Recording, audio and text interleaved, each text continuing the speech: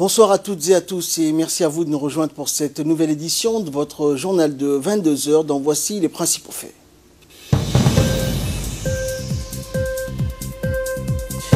Ouverture du 30e sommet de la Ligue des États arabes à Tunis, à laquelle prend part le président de la République Ismaël Omar Guelleh.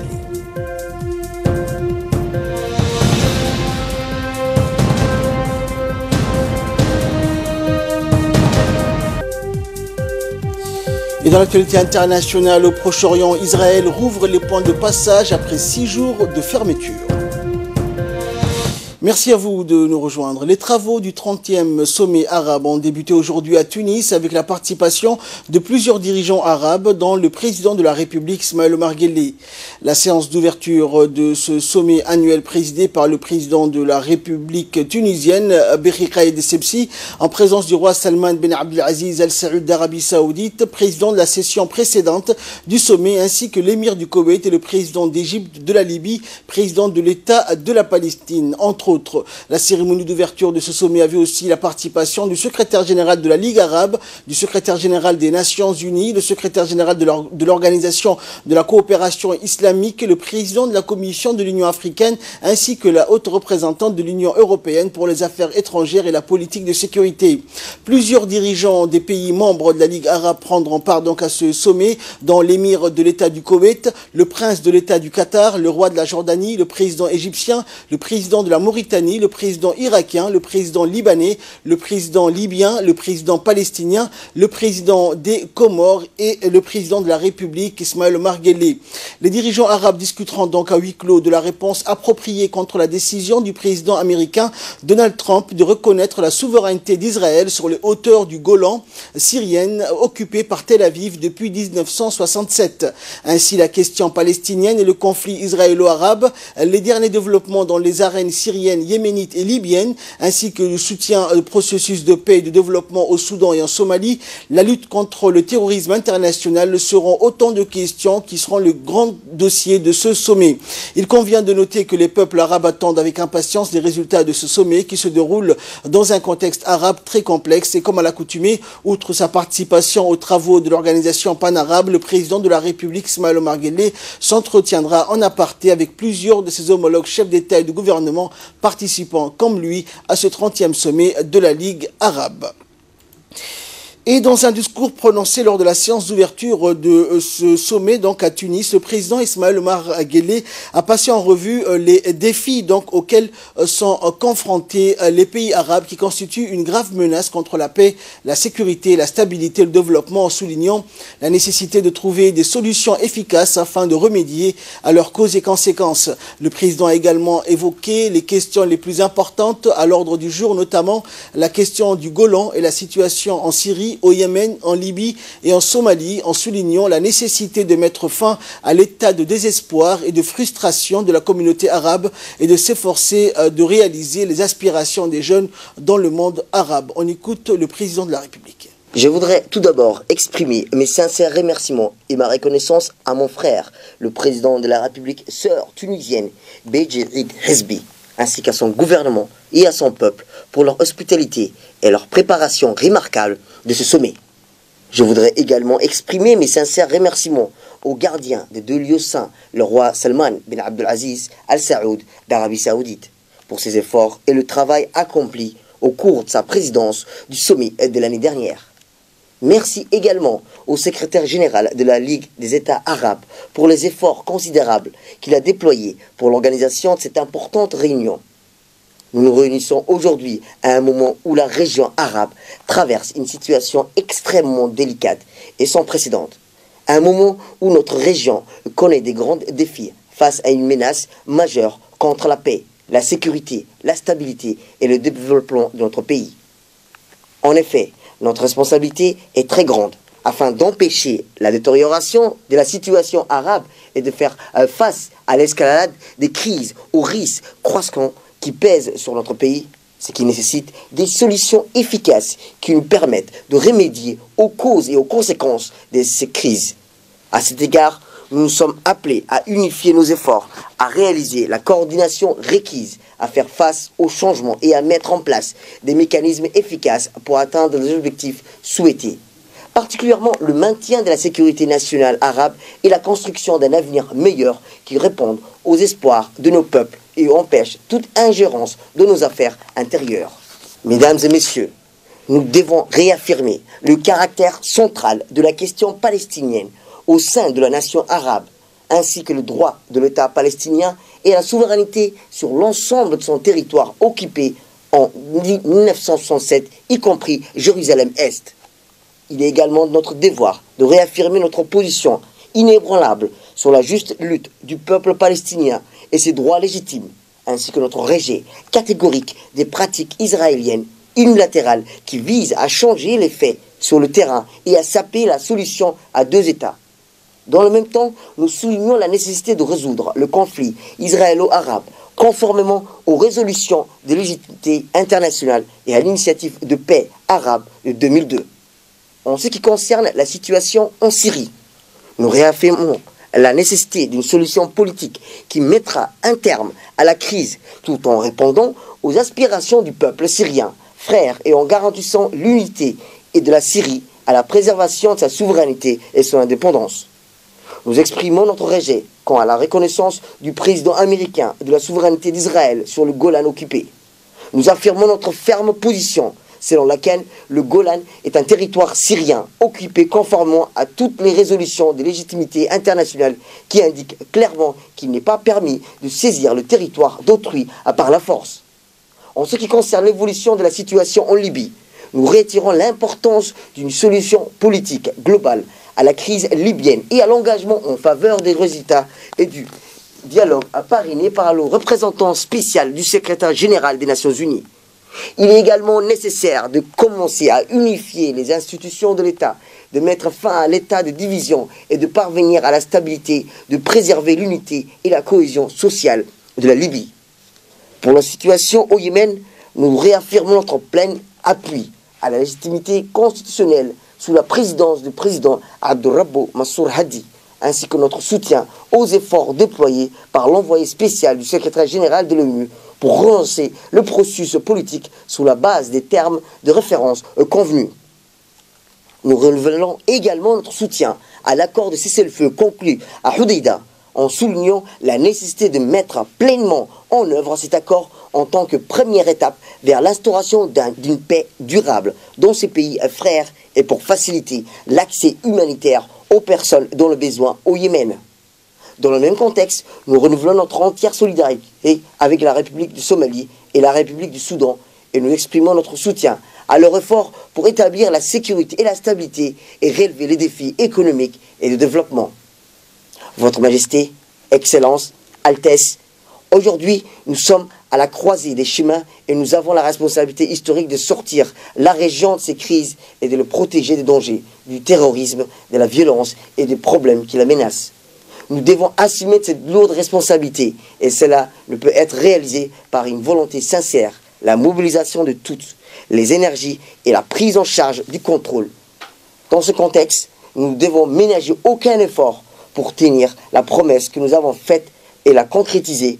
Nous espérons que le sommet de Tunis constituera un nouveau départ pour notre travail commun, compte tenu de la sagesse des frères tunisiens d'obtenir les résultats souhaités et de donner une impulsion de l'action arabe collective. Pour terminer, je voudrais remercier le président Beji Eid Hezbi, ainsi que le gouvernement et le peuple tunisien d'avoir accueilli ce sommet. Voilà, donc c'était l'allocution prononcée par le président de la République lors de l'ouverture de ce 30e sommet de la Ligue arabe à Tunis.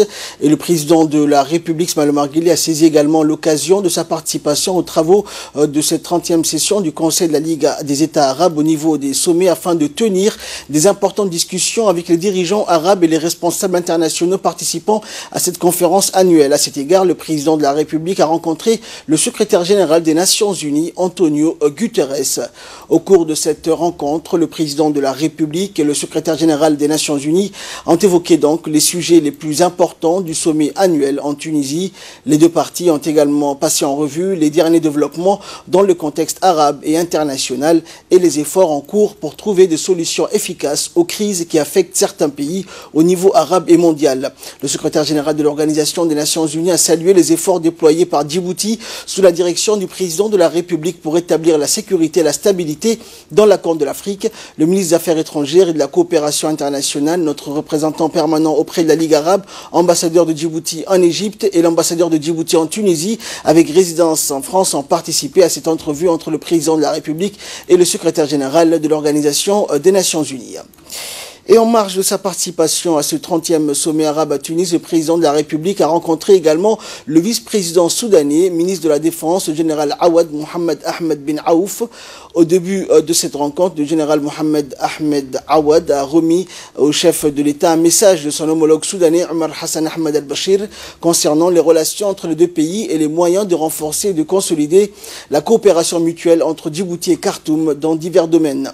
Le président de la République a soulevé avec le vice-président soudanais l'agenda ou l'ordre du jour du sommet arabe qui se tient cette année à un moment où les pays arabes traversent donc des circonstances exceptionnelles. Le ministre des Affaires étrangères, Mohamed Ali Youssouf, et le représentant auprès de l'ambassadeur des Nations Unies de notre pays au Caire, Mohamed Hersi, et l'ambassadeur de Djibouti en Tunisie avec résidence à Paris, Yahya Moussaïd, ont assisté donc à cette entrevue. Également dans l'actualité, DERE, de son acronyme Djibouti Espace de réflexion et d'échange, a organisé ce matin une discussion portant sur les potentialités et défis de l'entrepreneuriat à Djibouti dans un lieu qui s'y prête bien, qui n'est autre que le centre de l'incubation au quartier 6. Ayant comme invité le ministre de l'économie et des finances, Ilyas Moussa Dawalé, qui a éclairé donc de sa lanterne les jeunes venus de tous les bords, avec seulement une idée, comment entreprendre, les voies et les moyens de se munir de cet esprit et de la fibre de l'entrepreneuriat. DERE est un espace d'interaction qui porte donc dans son noyau cette démarche que toute idée digne mérite d'être propagée afin de mettre en avant l'information mais aussi son partage et par-dessus tout communiquer sur des thématiques culturelles, économiques et sociales pour tirer le meilleur mais aussi instruire. Et en fin de séance, une série de questions-réponses a eu lieu pour clore cette journée qui a porté ses fruits. Écoutons à présent les propos tenus à cette occasion par le ministre de l'économie et des finances, Ilyas Moussa Dawalé. Numéro 1, le capital humain. On va revenir parce que ce sont les défis et vraiment les points sur lesquels toute la question de l'entrepreneuriat et du développement du secteur privé sur lesquels vont porter. Et c'est tous les handicaps qui nous empêchent au jour d'aujourd'hui également de voir beaucoup de monde, beaucoup de Djiboutiens s'épanouir dans cela. 2. La diversification économique de Djibouti plus que urgente. Et laquelle diversification principalement tirée par un secteur privé. Tout à l'heure, j'ai parlé d'un modèle économique où c'est le tout État et qui est arrivé à ses limites. Terminé, il faut l'accepter, il faut tourner la page. Le public, il est là pour servir le reste. L'administration doit être au service de ce secteur privé pour créer des richesses. L'État ne peut pas tout faire et il n'est pas destiné à faire tout. Il ne pourra pas le faire. Ensuite, la gouvernance. Voilà un sujet qui va être déterminant pour l'avenir de Djibouti, de son secteur privé, pas seulement du secteur public, mais de son secteur privé également, mais également de son entrepreneuriat, de la promotion de l'entrepreneuriat. La gouvernance, elle est nécessaire, y compris dans l'accès au marché, à la compétition, de façon compétitive. Donc, la gouvernance va englober beaucoup de... Je parle toujours des principaux piliers de notre stratégie nationale. Et ensuite, le dernier point de notre stratégie quinquennale, l'intégration régionale. Si on a le temps, j'aimerais bien également exposer sur ce qu'on appelle les tendances lourdes. Toujours en nouvelle nationale, dans le cadre de l'intégration scolaire des enfants atteints de déficience mentale, d'autisme ou de trisomie, le ministère de l'Éducation nationale, en collaboration avec le secrétariat d'État aux affaires sociales, a organisé un séminaire de formation en faveur des formateurs et à quelques bénévoles issus du milieu associatif. Cet séminaire donc a débuté le 23 mars, se poursuivra jusqu'au 4 avril au sein du centre des enfants à besoins spéciaux. Cette formation destinée à une vingtaine d'enseignants spécialisés et dispensés par des éducateurs bien outillés consiste à détecter les enfants souffrant d'une déficience et a pour objectif d'aller vers une école plus inclusive, sachant s'adapter aux besoins spécifiques des enfants à besoins spéciaux, car tout enfant handicapé a le droit droit à un élève, de renforcer aussi l'éducation chez les enfants à besoins spéciaux et d'améliorer dans le futur la prise en charge éducationnelle à travers un meilleur diagnostic des capacités d'apprentissage de ces enfants vulnérables afin de les scolariser, car ils sont très souvent victimes de discrimination à cause de leur handicap. La visite s'est déroulée en présence du ministre de l'Éducation nationale, Moustapha Mohamed Mahmoud, de la secrétaire d'État aux affaires sociales, Mouna Ousmane Aden, du directeur de l'école des enfants à besoins spéciaux, Idriss Momine, du directeur de l'Agence nationale de l'handicap de Al Saïd, du docteur Rania Seif, des enseignants et d'autres cadres. C'est dans ce cadre donc une équipe pluridisciplinaire et a séjourné donc à Djibouti du 24 mars et jusqu'au 4 avril. En effet, les professionnels ont procédé à la consultation et à l'évaluation de plus de 60 enfants afin de mieux connaître la situation des enfants déficients et sélectionner ceux susceptibles de poursuivre une scolarité. 36 élèves poursuivent actuellement leur scolarité dans cette école. D'après l'évaluation globale faite par les formateurs, un changement palpable a été constaté au niveau des apprenants, tant sur le plan comportemental que sur le plan éducatif. Et dans cette intervention, le ministre de l'Éducation nationale s'est réjoui de l'organisation de ce séminaire. On l'écoute. Et je voulais également vraiment féliciter également le chef de service des élèves à besoins spéciaux, qui est vraiment lui-même un monsieur passionné, un monsieur bien sûr qui est très engagé pour ce qui est de la scolarisation de ses enfants. Ça fait maintenant plusieurs années que monsieur Idriss se bat tout seul. Alhamdulillah, vu les résultats, je crois que on ne peut en être bien sûr satisfait. Hein. Il menait tout seul, pour dire entre guillemets, même si l'institution est toujours à ses côtés pour lui quand même assurer les minimums, mais vraiment un engagement également de son équipe. Parce qu'il y a toute une équipe qui travaille avec lui, que ce soit les enseignantes qui lui sont affectées, que ce soit les autres personnels administratifs, qui vraiment, et vraiment je reste admiratif devant ces enseignants qui, sachant que ces enfants malvoyants ne peuvent pas utiliser les manuels ordinaires, puissent traduire cela le soir en braille. Et donc le matin, ils travaillent, le soir, ils transforment cela bien sûr en braille pour que l'élève le lendemain puisse avoir un document sur lequel il peut travailler. Vraiment, ça, c'est depuis quelques années que vous faites ce travail-là. Je voulais vraiment être reconnaissant et vous dire, machallah, félicitations et vraiment, vous aurez votre ajr pour l'au-delà. Et pour sa part, la secrétaire d'État aux affaires sociales, Mouna Ousmane Aden, a indiqué que les enseignants et formateurs qui seront formés durant ce séminaire prennent soin depuis plusieurs années, donc au quotidien, de ces enfants à besoins spéciaux. Ce séminaire permettra, a-t-elle indiqué, d'aiguiser leurs connaissances et pourront ensuite les transmettre à ces enfants. La secrétaire d'État aux affaires sociales, Mouna Ousmane, a également souligné que ces enseignants font un travail remarquable avec ces enfants à besoins spéciaux. Elle les a à son tour remerciés et félicités pour tous leurs efforts et leur persévérance tout au long de leur parcours professionnel. Et notre équipe de reportage a également recueilli les impressions des participants à ce séminaire. Donc la formation qu'on a fait, on a beaucoup bénéficié dans le diagnostic des enfants. En fait, avoir une idée beaucoup plus clair de comment faire le diagnostic d'un enfant à Djibouti. Et ainsi quelques outils de comment travailler avec ces enfants. En fait, on savait comment travailler avec ces enfants, mais maintenant c'est encore beaucoup plus développé. Voilà.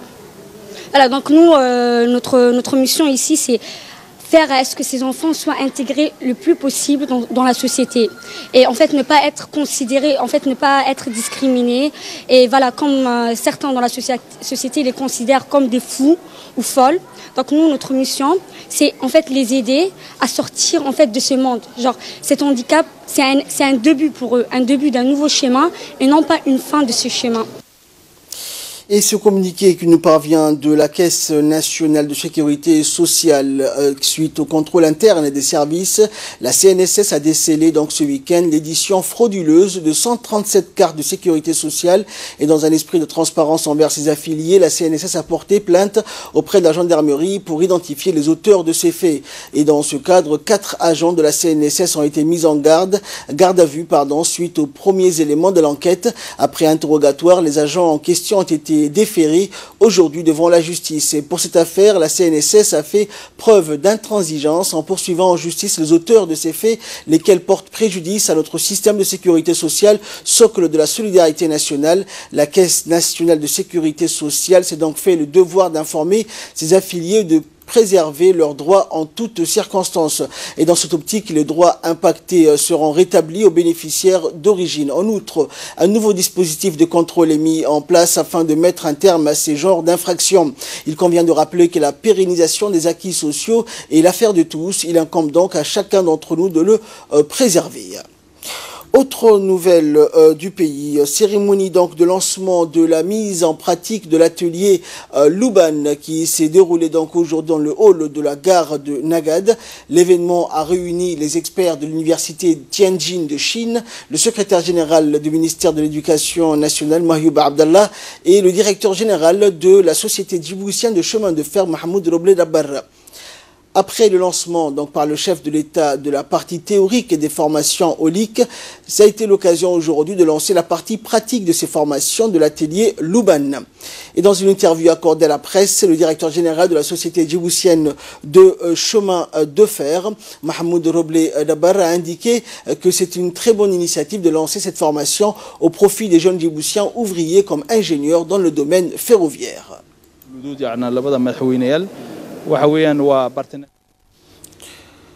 L'association des jeunes d'Asagaïla a procédé au nettoyage des écoles dans 3 localités, Asagaïla, Urganga et Girori, afin de soutenir le projet Mon école à moi initié par le ministère de l'Éducation nationale et de la formation professionnelle. Ensuite, après avoir terminé le nettoyage, l'association a distribué également des moustiquaires afin de protéger les villageois contre le paludisme dans 2 localités, à Asagaïla et à Girori.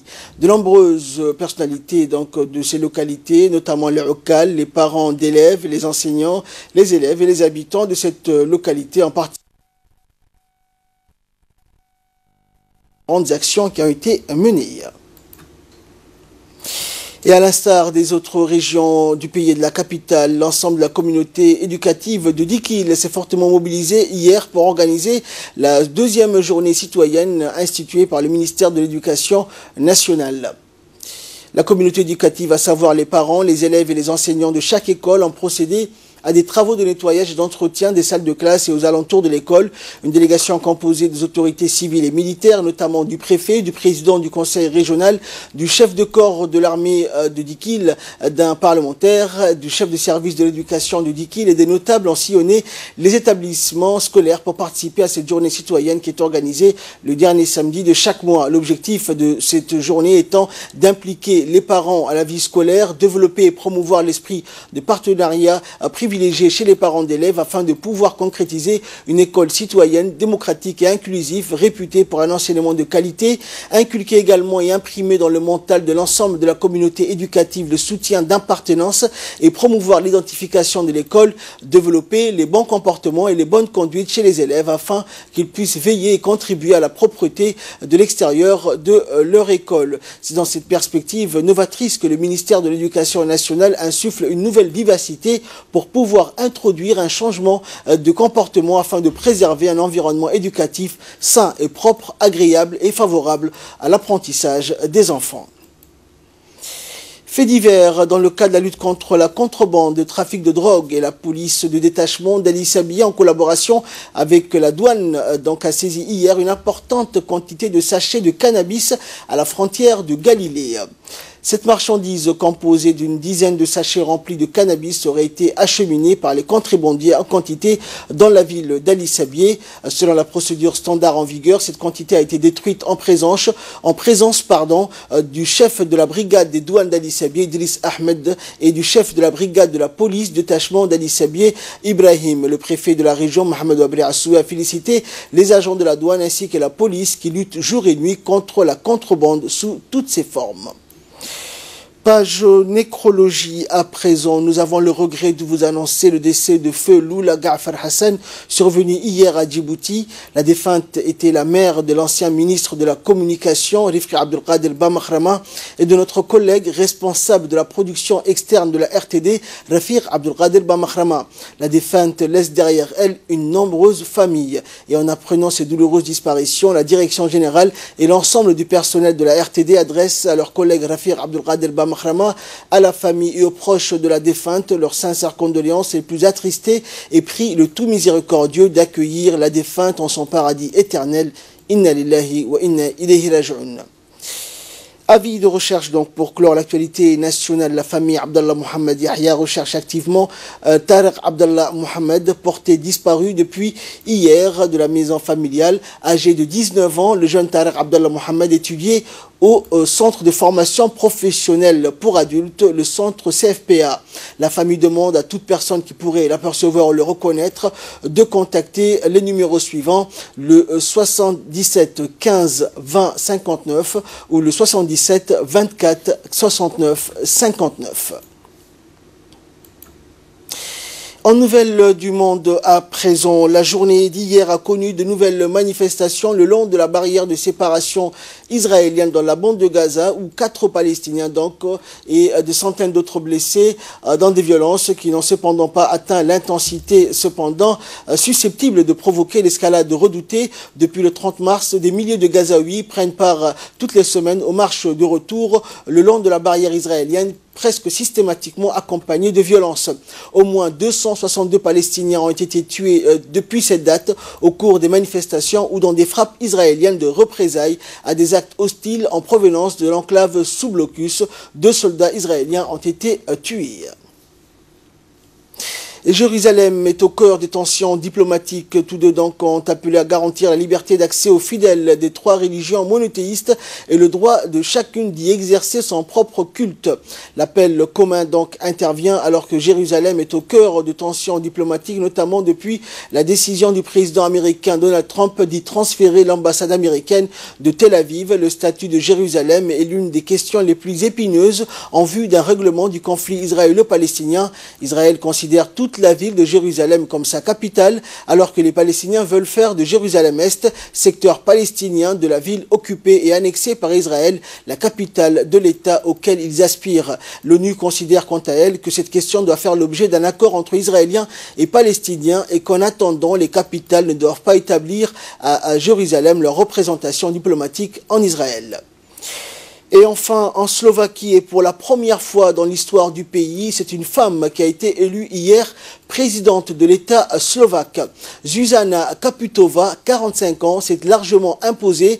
Elle remporte plus de 58% des suffrages selon des résultats quasi partiels sur son rival Markos Sefcovic, le commissaire européen soutenu par le Parti social-démocrate discrédité aux yeux des électeurs. Zuzana Kaputova a indiqué, je cite, « Je suis heureuse non seulement pour le résultat, mais aussi pour le fait qu'il est possible de ne pas succomber au populisme, de dire la vérité et de soulever des intérêts sans vocabulaire agressif. » Fin de citation. C'est ainsi que prend fin cette édition. Merci à vous de nous avoir suivis. Excellente soirée sur Télé Djibouti.